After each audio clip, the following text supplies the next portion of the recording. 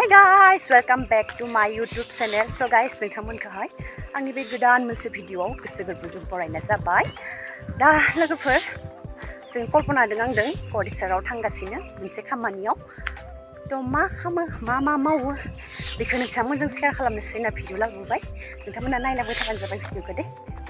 इनि माबाया राजाहा दिनैसो नुबायलै बिराद गोबावनि उनाव राजाहानि खेदिले हल आरो गाइस सिखाया जोंना नांथासिगौमोन नङा लामाया जि हामाखा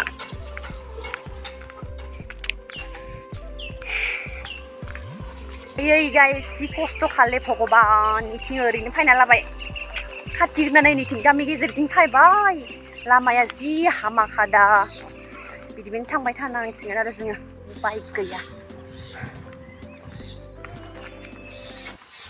दाव दरंआवबो नै ओंखारनो गोनां जाबाय जोङो ओंखारबोना होननानै गारि